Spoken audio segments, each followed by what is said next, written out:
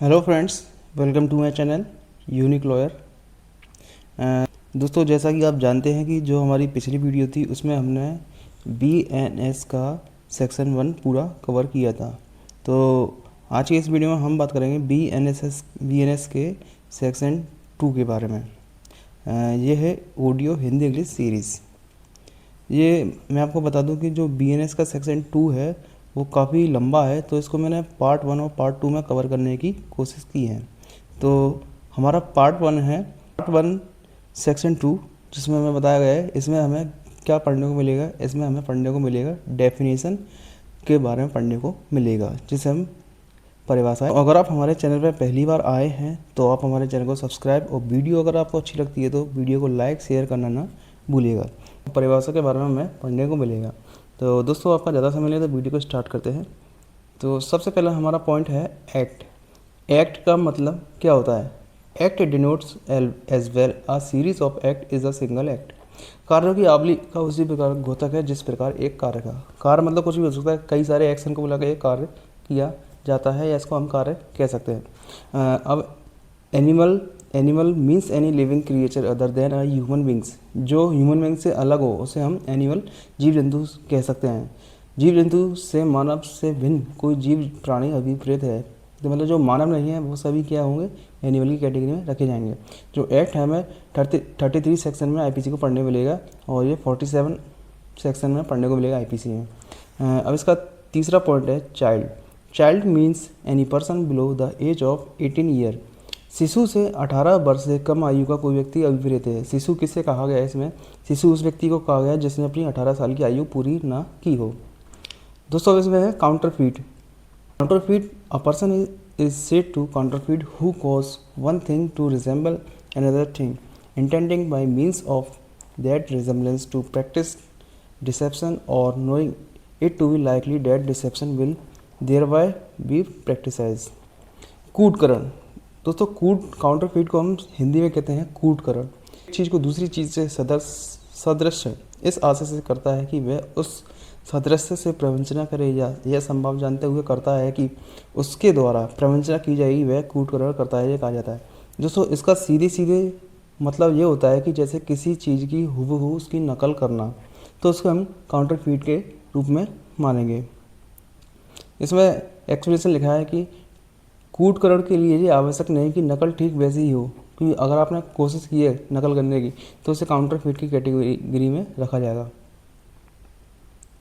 When a person cause one thing to resemble another thing, and the resemblance is such that a person might be deceived thereby, it shall be presumed until the contrary is proved that the person so causing that one thing to resemble the other thing intended by means of that resemblance to practice deception, or knew it to be likely that deception would thereby be practiced। जब कोई व्यक्ति एक चीज़ को दूसरी चीज़ से सदृश्य कर दे, और सादृश्य ऐसा है कि उसके द्वारा किसी व्यक्ति को प्रवंचना हो सकती है, तो तब की प्रतिकूल साबित न किया जाए, यह कि जो व्यक्ति एक चीज़ को दूसरी चीज़ के इस प्रकार सदृश्य बनाता है उसका आशय उस सदृश्य द्वारा प्रवंचना करने का था, या वह यह संभावित जानता था कि उसके द्वारा प्रवंचना की जाएगी। दोस्तों, काउंटरफीट को हम आसान भाषा में ये कह सकते हैं कि जैसे कोई व्यक्ति नकली नोट छापने की कोशिश करता है, वो कोशिश तो बिल्कुल असली ऐसे छापने की करता है, ठीक है, नोट तो छाप लेता है, फिर उसको बाजार में चलाने की कोशिश करता है, लेकिन जो असली नोट है वो असली रहेगा, लेकिन जो नकली है वो नकली ही रहेगा। कई बार नकली नोटों को लोगों द्वारा पकड़ लिया जाता है, तो उसको हम काउंटरफीट की कैटेगरी में रखेंगे, जिसका हिंदी मतलब होता है कूटकरण, या फिर हम वो कॉपी कह सकते हैं। दोस्तों, अब इसका 5th पॉइंट है कोर्ट मीन्स अ जज who is empowered by law to act judicially alone, और अ बॉडी जजेस which is empowered by law to act judicially as a body. When such judge or body of judge is acting judicially, न्यायालय से वह न्यायाधीश जिसे न्यायिक कार्य करने के लिए विधि द्वारा अकेले ही सशक्त किया गया, या कोई न्यायाधीश निकाय जिसे एक निकाय के रूप में न्यायिक कार्य करने के लिए विधि द्वारा सशक्त किया गया, जबकि ऐसा न्यायाधीश या न्यायाधीश निकाय न्यायिक कार्य कर रहा है, अभिप्रेत है। दोस्तों, कोर्ट उस जगह को कहते हैं जहाँ पर जजेस काम करते हैं और उनको विधि द्वारा ये पावर दी गई है। दोस्तों 6 पॉइंट है डेथ। डेथ का मतलब सभी लोग जानते हैं कि डेथ का मतलब होता है मृत्यु, मौत या मरना, उसको हम डेथ की कैटेगरी में रखते हैं। Death means death of a human beings unless the contrary appears from the context. अब dishonestly means doing of an act with the intention of causing wrongful gain to one person or wrongful loss to another person। Dishonestly को वो दोस्तों हम आसान भाषा में बताएं तो इसका मतलब होता है बेईमानी। बेईमानी क्या होता है? बेईमानी से क्या होता है कि जो व्यक्ति बेईमानी करता है उसको फ़ायदा होता है और जिसके साथ बेईमानी की जाती है उस व्यक्ति को लॉस होता है। बेईमानी से इस आशय से कोई कार्य करना विपरीत है जो एक व्यक्ति को सदोष अभिलाभ कैसे होगा? जो व्यक्ति बेईमानी कर रहा है कारित करे या अन्य व्यक्ति को सदोष हानि जिसके साथ बेईमानी की जाती है उसे हानि होती है। दोस्तों अब हमारा पॉइंट है 8 जिसमें हमें डॉक्यूमेंट के बारे में पढ़ने को मिलेगा। मीन्स एनी मैटर एक्सप्रेस्ड और describe upon any substance by meaning of letter, figure, marks और by more than one of those mean intended to used और which may be used as evidence of that matter. दस्तावेज से आप सभी लोग जानते हैं दस्तावेज क्या हो सकता है? इलेक्ट्रॉनिक हो सकता है, किसी कागज के रूप में हो सकता है, किसी भाषा में हो सकता है, सिंबल के रूप में हो सकता है, सिग्नल के रूप में हो सकता है, किसी भी प्रकार का कोई भी कागज दस्तावेज की कैटेगरी में आएगा। Explanation first, it is immaterial by what means or upon what substance the letter, figure or marks are formed or whether the evidence is intended for or may be used in a court or not। यह तत्वहीन है कि किसी साधन द्वारा या किस पदार्थ पर अक्षर, अंक या चिन्ह बनाए गए हैं या यह कि साक्ष्य किसी न्यायालय के लिए आश्रित है या नहीं या उसमें उपयोग किया जा सके। डॉक्यूमेंट उसे भी कह सकते हैं, जैसे अगर कोई व्यक्ति चेक देता है, चेक भी एक प्रकार का क्या है? डॉक्यूमेंट है। मुख्तारनामा होता है, पावर ऑफ अटॉर्नी, वो भी एक प्रकार का क्या है? डॉक्यूमेंट है। मैप होते हैं, ये भी क्या है? एक प्रकार के डॉक्यूमेंट के रूप में माने जाते हैं। अब है इसका 9 पॉइंट। 9 पॉइंट है fraudulently a person is said to do a thing fraudulently if he does that thing with intended to defraud but not otherwise. कपट पूर्व से, कपट करने से या से कोई कार्य करना विपरीत है, अन्यथा नहीं। दोस्तों फ्रॉडुलेंटली का मतलब होता है कि कोई व्यक्ति आपके साथ छल कर रहा है, कपट कर रहा है, आपको धोखा देने की कोशिश कर रहा है, तो ये कपट के रूप में माना जाएगा। इसको कपट के रूप में परिभाषित करने की कोशिश की है। 10 में जेंडर के बारे में बताया गया। The pronoun he and its derivative are used of any person whether male, female और ट्रांसजेंडर। लिंग पुल्लिंगवाचक शब्द वह और उसके व्युत्पन्नों का प्रयोग किसी भी व्यक्ति के लिए किया जाता है, चाहे वह पुरुष हो या महिला या उभयलिंगी। उभयलिंगी मतलब ट्रांसजेंडर होते हैं। दोस्तों इसके एक्सप्लेनेशन के पढ़ते हैं। Transgender shall have the meaning assigned to in clause k of section 2 of the transgender person protection of right act 2019। दोस्तों गुड फेथ, गुड फेथ का मतलब क्या होता है? Nothing is said to be done or believed in good faith which is done or believed without due care and attention। सद्भाव पूर्वक का मतलब क्या होता है? सद्भाव पूर्वक कोई बात सद्भाव पूर्वक की गई है या विश्वास की गई नहीं कही जाती, जो सम्यक सतर्कता और ध्यान के बिना की गई है, विश्वास की गई है। दोस्तों सद्भाव पूर्वक का मतलब ये होता है कि कोई व्यक्ति किसी कार्य को करते समय कितनी सावधानी बरत रहा है, उस कार्य को करते हुए कितना ध्यान है, कोई लापरवाही तो नहीं कर रहा। अगर लापरवाही करता है तो सद्भावपूर्वक के रूप में नहीं आएगी। बिल्कुल ध्यान से कोई कार्य करता है तो उसको सद्भावपूर्वक कोई कार्य करता है उसको सद्भावपूर्वक कहा जाएगा। 12 पॉइंट में दोस्तों गवर्नमेंट के बारे में बताया गया है। Government means the central government और स्टेट गवर्नमेंट। हमारे यहाँ पे 2 ही प्रकार की गवर्नमेंट होती है, एक सेंट्रल और एक स्टेट। सेंट्रल को कहते हैं केंद्र सरकार और स्टेट को कहते हैं राज्य सरकार।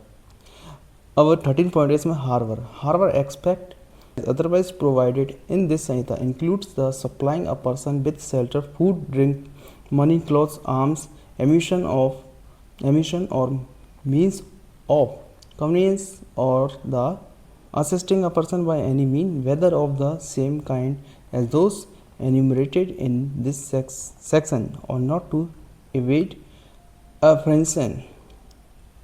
संश्रय के अंतर्गत किसी व्यक्ति को आश्रय, भोजन, पेय, धन, वस्त्र, आयुध, गोला बारूद या वाहन के साधन देना या किन्हीं साधन से, चाहे वे उसी प्रकार के हों या नहीं, जिस प्रकार से इस खंड में प्रमाणित है, पकड़े जाने से बचने के लिए किसी व्यक्ति की सहायता करता सम्मिलित है। दोस्तों संश्रय का मतलब होता है कि अगर कोई अपराधी है दोस्तों संश्रय का मतलब होता है किसी अपराधी को अपने घर में आश्रय देना। कोई भी हो सकता है, कोई अपराधी हो सकता है, कोई आतंकवादी हो सकता है। हम उसको कानून की नज़र से बचाना चाहते हैं, हम उसको कानून से बचाना चाहते हैं कि वो व्यक्ति बच जाए। और जो व्यक्ति किसी ऐसे व्यक्ति को बचाने की कोशिश करता है तो वह भी अपराधी के साथ देने वाला भी व्यक्ति अपराधी ही होता है। तो दोस्तों आपको संश्रय का मतलब समझ में आ गया होगा। अब है injury. Injury means any harm whatever illegally cause to any person in body, mind, reputation और प्रॉपर्टी। क्षति से कोई हानि अभिप्रेत है जो किसी व्यक्ति के शरीर, मन, ख्याति या संपत्ति को अवैध रूप से कारित हुई हो। दोस्तों इंजरी किसी प्रकार की हो सकती है, फिजिकली हो सकती है, किसी की सम्मान को ठेस पहुंचाने वाली हो सकती है, या शारीरिक रूप से हो सकती है, या किसी व्यक्ति की प्रॉपर्टी को भी हानि पहुंचाने वाली इंजरी कह सकते हैं। इलीगल का मतलब होता है कि जो कार्य लीगल रूप से ना किया जाए उसको हम इलीगल कार्य कह सकते हैं। जज mean a person who is officially designated as a जज एंड इंक्लूड्स अ पर्सन, जो हमें 16 पॉइंट में पढ़ने को मिलता है। जज कौन होता है? जिसे विधि द्वारा प्राधिकृत किया गया है। तो एक इलस्ट्रेशन है, a magistrate exercising jurisdiction in respect of a charge on which he has power to sentence to fine or imprisonment with or without appeal is a judge। किसी आरोप के संबंध में अधिकारिता का प्रयोग करने वाला कोई मजिस्ट्रेट जिसके लिए उसे जुर्माना या कारावास का दंड देने की शक्ति प्राप्त है, चाहे उसकी अपील होती हो या ना हो, न्यायाधीश है। अगर कोई व्यक्ति जिसे विधि द्वारा प्राधिकृत किया गया है वो है कि वह किसी व्यक्ति को दंड दे सके या किसी व्यक्ति के ऊपर जुर्माना लगा सके तो उस व्यक्ति को हम जज कह सकते हैं। लाइफ का मतलब आप सभी लोग जानते हैं कि जीवन होता है, किसी व्यक्ति का जीवन लाइफ कह सकते हैं, जो हमें 17 पॉइंट पे देखने को मिलता है। अब 18 पॉइंट है लोकल लॉ। लोकल लॉ वे होते हैं जो स्थानीय विधि के रूप में लागू होते हैं। 19 पॉइंट में मैन के बारे में बताया गया है। मैन कौन होता है? Means male human beings of any as, पुरुष से किसी भी आयु को मानव नर अभिप्रेत है। Month and year, wherever the word month और the word year is used, it is to be understood that the month of the year is to be reckoned according to the Gregorian calendar। मास और वर्ष, आप सभी लोग जानते हैं कि month का मतलब क्या होता है, ईयर का मतलब क्या होता है। दोस्तों 21 इंपॉर्टेंट है। Movable property include property of every description except land and thing attach to the earth और permanently fastened to anything which is attach to the earth. चल संपत्ति के अंतर्गत भूमि और वह चीज़ें जो भूबद्ध है या भूबद्ध किसी चीज़ से स्थायी रूप से जकड़ी हुई हैं के सिवाय प्रत्येक प्रकार की संपत्ति आती है।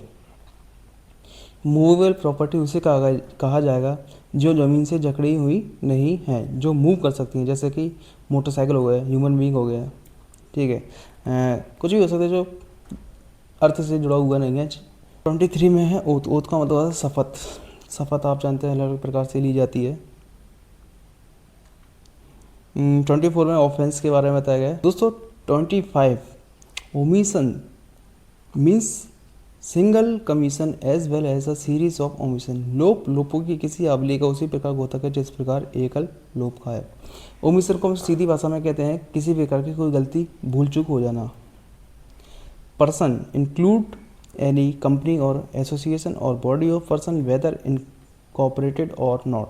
व्यक्ति के अंतर को कोई भी कंपनी या संगम या व्यक्ति निकाय चाहे वह निगमित हो या नहीं आता है। व्यक्ति को हम कह सकते हैं, कंपनी भी एक प्रकार की व्यक्ति के रूप में आती है। 27 ये हमारी सेक्शन 2 की पार्ट 1 की लास्ट डेफिनेशन है। Public includes any class of the public और एनी कम्युनिटी। लोक के अंतर्गत कोई भी वर्ग या कोई भी समुदाय आता है। पब्लिक किसी भी प्रकार के कोई भी समाज हो सकता है, कोई भी धर्म में हो सकता है, कोई व्यक्ति पब्लिक के रूप में आता है।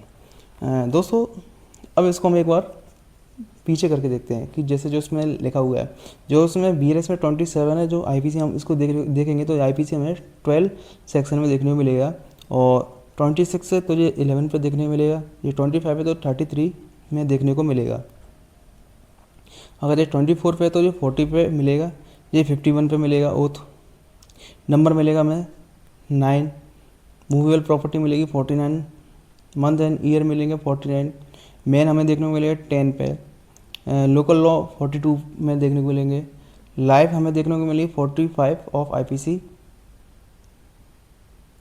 जज हमें देखने को मिलेंगे 19, इलीगल हमें देखने को मिलेगा 43, इंजरी अगर हम देखें तो 44 पे पढ़ने को मिलेगी।